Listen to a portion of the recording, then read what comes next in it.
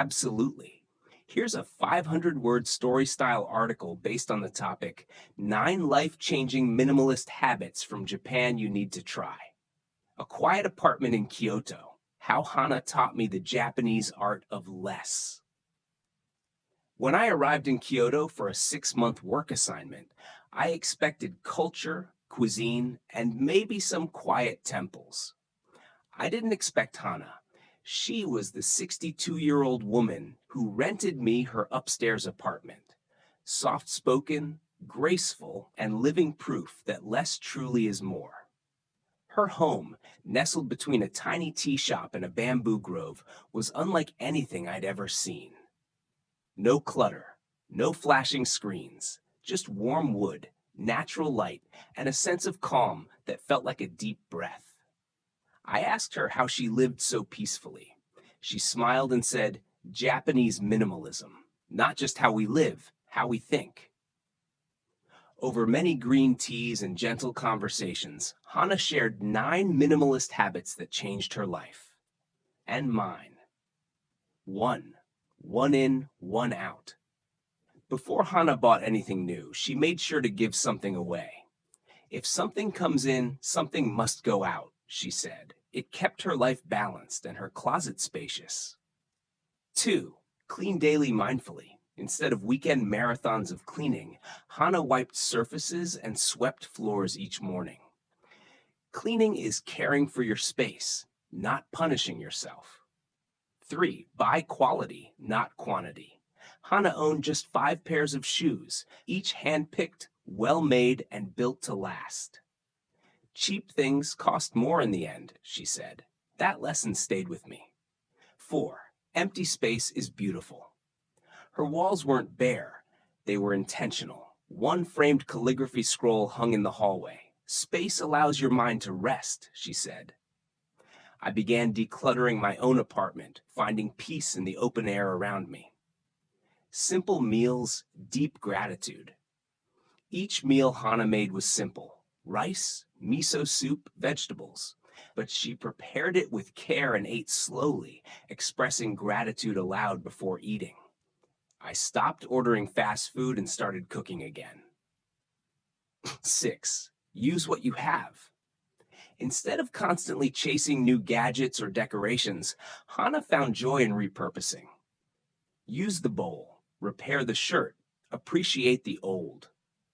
She taught me the value of not always needing more. 7. Focus on one thing at a time. No multitasking. Whether it was sipping tea, folding laundry, or trimming bonsai, Hana gave it her full attention. Peace lives in presence, she often said. 8. Spend time in nature daily. Rain or shine, she walked among the trees each afternoon. Nature clears the heart. I started joining her. Those walks became a kind of therapy. 9. Let go of what no longer serves you. Old photos, worn-out clothes, even relationships, Hana believed in releasing what had served its purpose. Not all things are meant to stay, she whispered once, eyes soft with wisdom.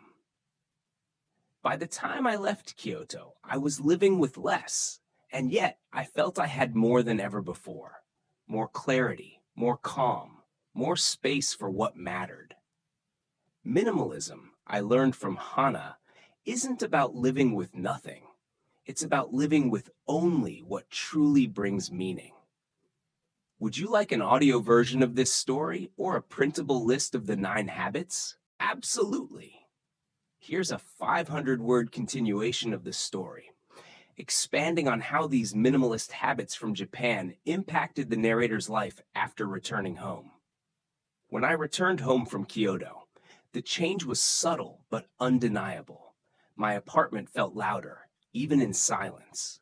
Drawers overflowed, my inbox was packed with unread emails, and my days once again filled with errands and noise. But something inside me had shifted. I couldn't go back to my old pace. Not after Hana's quiet mornings and soft-spoken wisdom. So I began to rebuild my life using the 9 habits she'd shared. Not all at once, but one thoughtful change at a time. The first to return was the one in, one out rule. It sounded simple, but putting it into practice changed everything. When I bought a new book, I donated an old one. A new sweater meant letting go of something I hadn't worn in a year. This small ritual forced me to be intentional, not just about what I owned, but what I valued. My closet, once bursting with options, became a curated collection of clothes I truly loved. Getting dressed in the morning stopped feeling like a chore and started feeling like self-respect. Inspired by Hannah's approach to daily mindful cleaning, I stopped seeing tidying up as something to avoid. I folded laundry with care, swept my floors slowly, even lit incense like she did on quiet afternoons. It turned housework into a kind of moving meditation, not a task to check off, but a way to say thank you to the space that held my life. I also stopped chasing more and started appreciating better. Quality over quantity became my motto.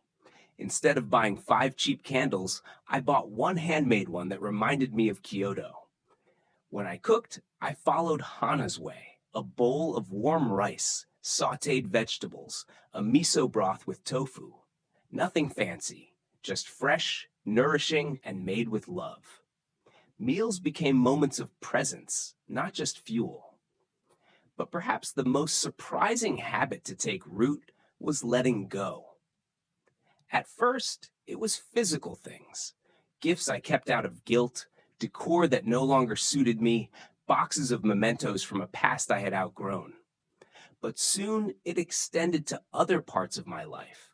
I let go of relationships that felt one-sided, social obligations that drained me, and the toxic belief that being busy was the same as being important. I made room not just in my home, but in my heart.